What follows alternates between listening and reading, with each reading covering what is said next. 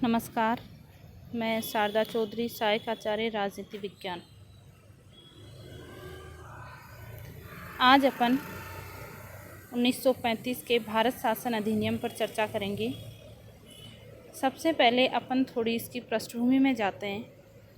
भारत में संवैधानिक सुधारों की दिशा में ब्रिटिश सरकार ने 1919 में भारत शासन अधिनियम पारित किया।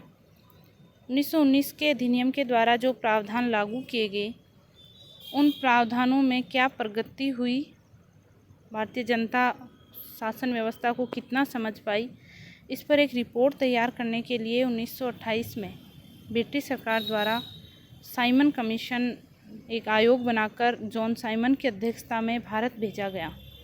हालांकि साइमन कमीशन का भारत में बहुत ज़्यादा विरोध हुआ। विरोध का कारण ये था कि उसमें जो सदस्य थे उनमें एक भी भारतीय सदस्य को शामिल नहीं किया गया था, जबकि साइमन कमीशन को रिपोर्ट देनी थी भारतीय शासन व्यवस्था के बारे में। साइमन कमीशन ने अपनी जो रिपोर्ट दी, उस रिपोर्ट में प्रमुखतया 3 बातें उसने कही। 1919 के अधिनियम के द्वारा जो प्रांतों में द्वैध शासन व्यवस्था लागू की गई थी, द्वैध शासन व्यवस्था जिसमें प्रांतों के विषय को 2 भागों में बांट दिया गया था, उस द्वैध शासन व्यवस्था को प्रांतों से समाप्त करके केंद्र में लागू किया जाए।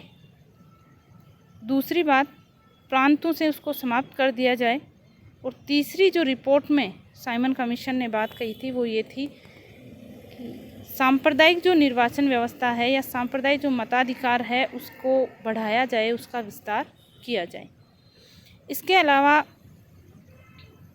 नया जो अधिनियम बनाया जाएगा भारतीय शासन व्यवस्था के लिए, भारतीय राष्ट्रीय आंदोलन के जो नेता थे उनकी मांग के आधार पर, उसके लिए लंदन में, ब्रिटेन में गोलमेज सम्मेलन आयोजित किए गए। वहाँ पर 3 गोलमेज सम्मेलन हुए और उन गोलमेज सम्मेलनों की रिपोर्ट के आधार पर एक श्वेत पत्र तैयार किया गया था। उस श्वेत पत्र के आधार पर ही भारतीय शासन अधिनियम 1935 का निर्माण किया गया। हालांकि उस समय भारतीय शासन अधिनियम जो 1935 का था, उसमें इतनी कमियां थी। इसके जो प्रावधान थे वो बहुत ही सही थे, लेकिन गवर्नर के पास स्वेच्छाचारी शक्तियाँ, निरंकुश शक्तियाँ होने के कारण धरातल पर वो प्रावधान लागू कभी भी नहीं हो सकते, क्योंकि संपूर्ण शक्ति है वो गवर्नर में निहित होती थी। अब अपन इसकी शुरुआत करते हैं। देखिए, इस अधिनियम का उद्देश्य क्या था। यहाँ से 1935 के अधिनियम के बनने से पहले, इसके निर्माण से पहले, इसको लागू करने से पहले भारत में एक तरीके से एकात्मक शासन व्यवस्था थी और इसका प्रमुख जो उद्देश्य था वो था अखिल भारतीय परिसंघ की स्थापना करना, यानी शासन व्यवस्था को 2 स्तरों पर बांटना, केंद्रीय शासन व्यवस्था और प्रांतीय शासन व्यवस्था, और जो शक्तियां हैं उनका विभाजन कर देना। ये एक विस्तृत और व्यापक अधिनियम था। इसमें 14 भाग, 321 धाराएं और 10 अनुसूचियाँ थीं। 1935 के अधिनियम की एक प्रमुख जो विशेषता थी वो ये थी कि इसमें प्रस्तावना नहीं थी, किसी प्रकार की प्रस्तावना नहीं थी, प्रस्तावना का अभाव था। आगे अपन इसकी विशेषताएं देखते हैं। सबसे पहली प्रमुख विशेषता है अखिल भारतीय संघ। 1935 के अधिनियम द्वारा ये व्यवस्था की गई कि भारत में एक संघ का निर्माण किया जाएगा और उस संघ का निर्माण देखिए क्या होगा। केंद्र में जो ब्रिटिश प्रांत थे, 11 जो प्रांत थे, वो प्रांत और देशी रियासतों को मिलाकर संघ बनाया जाएगा। तो 11 ब्रिटिश प्रांत शामिल होंगे, 6 चीफ कमिश्नर, और वह देशी रियासतें जो स्वेच्छा से मिलना चाहती थी वो इसमें शामिल होगी। तो 3 इकाइयाँ इसमें थी। अखिल भारतीय संघ जो बनना था उसमें 3 इकाइयाँ थी। प्रथम इकाई में देखिए 11 गवर्नरों के प्रांत शामिल होंगे। दूसरी में 6 मुख्य आयुक्त जो चीफ कमिश्नर थे वो उनके जो प्रांत है वो शामिल होंगे। और तीसरी जो इकाई थी वो थी भारतीय रियासतें, जहाँ पर राजाओं का या फिर नवाब का शासन हुआ करता था। इसमें जो प्रमुख एक विशेषता जो थी कि जो प्रथम और दूसरी इकाई है, यानी जो 11 ब्रिटिश भारतीय प्रांत है और जो 6 चीफ कमिश्नर के प्रांत है, उन दोनों इकाइयों का परिसंघ में या संघ व्यवस्था में शामिल होना अनिवार्य था, और जो देशी रियासतें थी उनका संघ में शामिल होना अनिवार्य नहीं था, ऐच्छिक था। यानी देशी रियासतें चाहे तो संघ में शामिल हो सकती थी और नहीं तो उनकी इच्छा के ऊपर निर्भर था। क्योंकि देसी रियासतें शामिल नहीं हुई, इसका कारण ये था, यदि देसी रियासतें शामिल हो जाती तो उनकी जो स्वतंत्रता थी वो ब्रिटिश भारतीय जो प्रांत थे उसी की तरह हो जाती और ब्रिटेन का जो उस समय भारत में गवर्नर हुआ करता था उसके अधीन हो जाती। इसलिए देसी रियासतें शामिल नहीं हुई और देसी रियासतों के शामिल नहीं होने के कारण ये अखिल भारतीय संघ का निर्माण नहीं हो पाया, ये अस्तित्व में नहीं आया। दूसरी इसकी जो विशेषता है वो अपन देखते हैं प्रांतीय स्वायत्तता। 1919 के अधिनियम के द्वारा जो द्वैध शासन व्यवस्था लागू की गई थी उसको 1935 के अधिनियम द्वारा क्या कर दिया गया, समाप्त कर दिया गया और उसकी जगह प्रांतों में स्वायत्तता दी गई। स्वायत्तता देने का अर्थ ये था कि प्रांतों का शासन जो लोकप्रिय मंत्री थे, लोकप्रिय मंत्री यानी जनता द्वारा चुने हुए प्रत्यक्ष या अप्रत्यक्ष तरीके से उनके नियंत्रण में कर दिया गया और गवर्नर के लिए व्यवस्था की गई या आशा की गई कि वह प्रशासन का संचालन मंत्रियों की सलाह के अनुसार करेगा। साथ ही ये भी व्यवस्था की गई थी कि जो प्रांतीय मंत्रिमंडल है उसका निर्माण प्रांतीय व्यवस्थापिका के बहुमत दल के नेता की सहमति से किया जाएगा। यानी गवर्नर जनरल जो है जब अपने मंत्रिमंडल का निर्माण करेगा तो वह व्यवस्थापिका के बहुमत दल के नेता से क्या लेगा, सहमति लेगा। इस तरीके से 1919 के अधिनियम द्वारा प्रांतों में जो द्वैध शासन व्यवस्था लागू की गई थी उसको समाप्त कर दिया गया और उसकी जगह प्रांतीय स्वायत्तता लागू कर दी गई।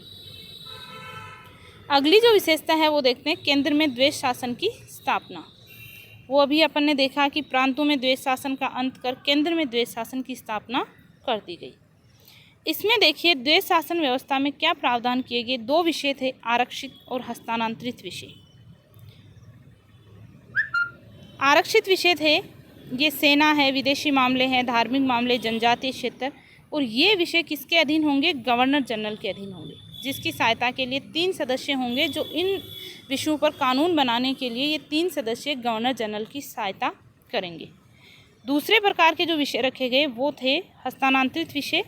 इसमें था मुद्रा, पोस्ट, टेलीग्राम, रेल, रेडियो आदि ये विषय रखे गए और इसमें गवर्नर जनरल सहित 10 सदस्य होंगे और ये सामूहिक रूप से जो प्रांतीय विधानमंडल है केंद्रीय जो विधानमंडल है उसके प्रति क्या होंगे, उत्तरदायी होंगे। यानी द्वैध शासन एक जो केंद्र में विषय थे उनको 2 भागों में बांट दिया गया, आरक्षित विषय और हस्तांतरित विषय। आरक्षित विषयों में महत्वपूर्ण विषय रखे गए थे और हस्तांतरित विषयों में जो कम महत्वपूर्ण विषय थे वो रखे गए थे और इसमें जो विधानमंडल के उत्तरदायी भी बनाया गया और साथ ही एक मंत्रिमंडल की व्यवस्था की गई थी कि अन्य जो संघीय विषय हैं उनके लिए गवर्नर जनरल को सहायता और परामर्श देने के लिए एक मंत्रिमंडल की व्यवस्था की गई थी जो हस्तांतरित विषय, और इसमें कितने सदस्य होंगे, 10 सदस्य होंगे और ये मंत्रिमंडल व्यवस्थापिका के प्रति उत्तरदायी रहेगा। अगली जो विशेषता है 1935 के अधिनियम की वो है शक्ति विभाजन। क्योंकि 1935 के अधिनियम द्वारा एक संघ का निर्माण करने की बात कही गई थी और उस संघ व्यवस्था के तहत ही केंद्रीय और प्रांतों के बीच में शक्तियों का विभाजन कर दिया गया और विभाजन के लिए 3 सूचियां बनाई गई, केंद्रीय सूची, प्रांतीय सूची और समवर्ती सूची। केंद्रीय सूची में अखिल भारतीय महत्व के 59 विषय रखे गए और जिसमें विदेश कार्य, मुद्रा, सेना, जनगणना ये थे, और जो प्रांतीय सूची थी उसमें 54 विषय रखे गए थे और इसमें शांति, न्याय, स्वशासन, पुलिस, प्रांतीय सिविल सेवा ये रखे गए थे। जो समवर्ती सूची थी उसमें 36 विषय थे और इसमें दीवानी और फौजदारी, विधि है, विवाह है, उत्तराधिकार है, दंड, ये 36 विषय समवर्ती सूची में रखे गए। अब देखिए विभाजन करने के बाद संघ सूची या जो केंद्रीय सूची थी और जिसके 59 विषय थे उन पर कानून बनाने का अधिकार केवल केंद्र सरकार को था, यानी जो संघीय व्यवस्थापिका थी वो कानून बनाती, और जो प्रांतीय सूची के विषय थे उन पर कानून बनाने का अधिकार प्रांतीय सरकार को था, यानी उस पर कानून प्रांतीय व्यवस्थापिका बनाती। समवर्ती सूची के संबंध में ये व्यवस्था की गई कि इस पर दोनों कानून बना सकती हैं, लेकिन यदि प्रांतीय सरकार और केंद्र सरकार के बीच में किसी प्रकार का कानून को लेकर कोई विरोध उत्पन्न होता है तो उस स्थिति में जो केंद्रीय व्यवस्थापिका संघीय व्यवस्थापिका ने जो कानून बनाया है वही कानून मान्य होगा। इस प्रकार शक्ति विभाजन किया गया। अगली विशेषता अपन देखते हैं विधानमंडलों और मताधिकार का विस्तार। इस अधिनियम द्वारा संघीय व्यवस्थापिका में 2 सदनों की व्यवस्था की गई थी और वो 2 सदन थे संघीय विधानसभा और राज्य परिषद। संघीय जो विधानसभा थी उसकी सदस्य संख्या रखी गई थी 375 और जो राज्य परिषद थी उसकी सदस्य संख्या रखी गई थी 260। इसके अलावा 11 प्रांतों में से 6 प्रांतों में भी विधानमंडलों को क्या बना दिया गया, द्विसदनीय बना दिया गया। यानी अब तक जो विधानमंडल थे वो एक सदनीय थे, लेकिन 1935 के अधिनियम द्वारा संघीय व्यवस्थापिका में भी 2 सदन बना दिए गए और जो ब्रिटिश भारतीय 11 प्रांत थे उनमें से भी 6 प्रांतों में विधानमंडलों को द्विसदनीय बना दिया गया। मताधिकार 10% से अधिक जनता को मताधिकार प्रदान किया गया और ये पहली बार हुआ था कि इतनी प्रतिशत मात्रा में जनता को मताधिकार दिया गया था। अगली जो विशेषता है वो है 1935 के अधिनियम द्वारा एक संघीय न्यायालय की स्थापना की गई थी। संघीय न्यायालय बनाने का उद्देश्य ये था कि उसका अधिकार क्षेत्र प्रांतों और रियासतों तक विस्तृत किया गया और ये जो संघीय न्यायालय है वो कहाँ होगा, दिल्ली में होगा और इसका कार्य संविधान का संरक्षण। 2 प्रमुख कार्य थे इसके, एक तो संविधान की व्याख्या करना, पहला कार्य था कि संविधान की व्याख्या करेगा। दूसरा जो कार्य था वो था प्रांतीय और संघीय सरकार के बीच यदि किसी प्रकार का विवाद होता है तो वह इसका निपटारा करेगा। यानी संविधान की व्याख्या करना और केंद्र और प्रांतों के बीच होने वाले विवादों का निपटारा करना, ये संघीय न्यायालय के प्रमुख कार्य थे। न्यायालय में एक मुख्य न्यायाधीश और 2 अन्य न्यायाधीशों की व्यवस्था की गई और जो न्यायपालिका संबंधी प्रावधान थे उसमें संघीय न्यायालय के साथ साथ उच्च न्यायालय भी बनाए गए थे। तो उच्च न्यायालय जो प्रांत थे ब्रिटिश भारतीय प्रांत, उसमें इलाहाबाद, कलकत्ता, पटना, मद्रास, मुंबई और लाहौर, यहाँ पर भी उच्च न्यायालयों की स्थापना की गई।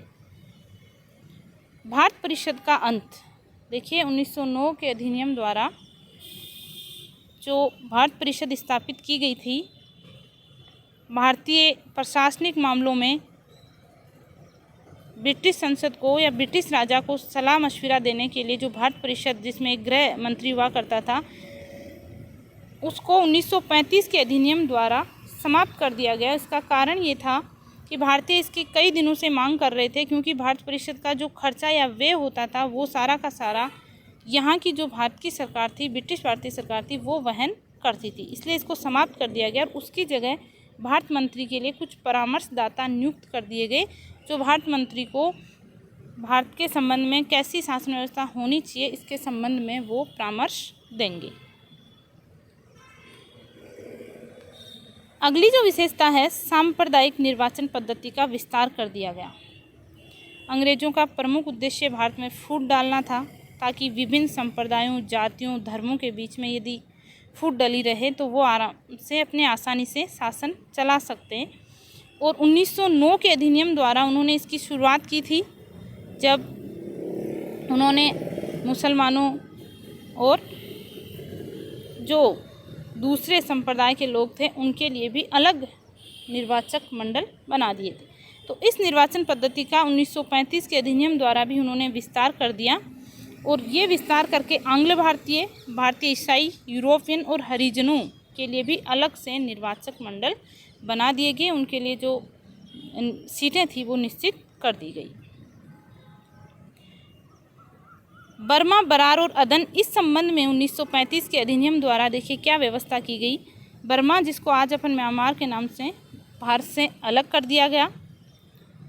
अदन को भी भारत सरकार, जो ब्रिटिश भारतीय सरकार थी, उसके नियंत्रण से मुक्त करके जो इंग्लैंड का औपनिवेशिक कार्यालय था उसके अधीन कर दिया गया। और जो बरार ब्रिटिश भारत के नियंत्रण में था उसके ऊपर हैदराबाद के निजाम की नाम मात्र की सत्ता स्वीकार कर ली गई। इस तरीके से बर्मा, बरार और अदन को 1935 के अधिनियम द्वारा ब्रिटिश भारतीय सरकार ने अपने से अलग कर दिया।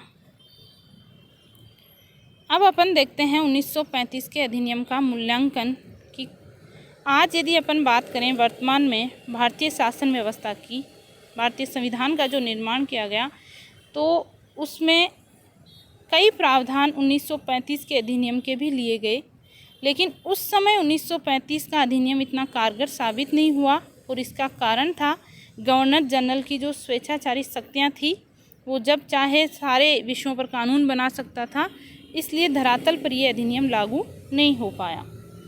इस अधिनियम के बारे में पंडित जवाहरलाल नेहरू ने कहा कि ये दास्ता का एक नवीन घोषणा पत्र है, दास्ता का एक नवीन राजपत्र है। कारण ये था कि इस अधिनियम द्वारा सांप्रदायिक तत्वों को अधिक व्यापक बनाया गया, क्योंकि सांप्रदायिक निर्वाचन पद्धति का क्या कर दिया गया था, विस्तार कर दिया गया था, और इसका मुख्य उद्देश्य बांटो और राज करो की नीति थी। इस अधिनियम में भारतीय विधानमंडलों को संविधान के निर्माण का कोई अधिकार नहीं, बल्कि सारा संपूर्ण अधिकार जो किसको सौंपा गया था, ब्रिटिश संसद को। यानी भारतीयों के लिए यदि कोई संविधान बनाया जाएगा तो ये भारतीय जो प्रांतीय या केंद्रीय विधानमंडल है वो नहीं बनाएंगे, बल्कि ब्रिटेन की संसद बनाएगी। इसमें समस्त शक्तियाँ गवर्नर जनरल और प्रांतों के गवर्नरों में केंद्रित थी। उत्तरदायी सरकार देने का दावा सिर्फ दिखावा था, यानी कि वास्तव में चाहे प्रांतीय स्वायत्ता थी या केंद्र में द्वैध शासन था, जहाँ पर लोकप्रिय मंत्रिमंडल का निर्माण किया गया था, लेकिन ये सब एक दिखावा था और सारी की सारी शक्तियाँ किसमें निहित थी, गवर्नर जनरल में निहित थी। इसलिए इस अधिनियम को कांग्रेस और मुस्लिम लीग दोनों ने ही क्या कर दिया था, अस्वीकार कर दिया था।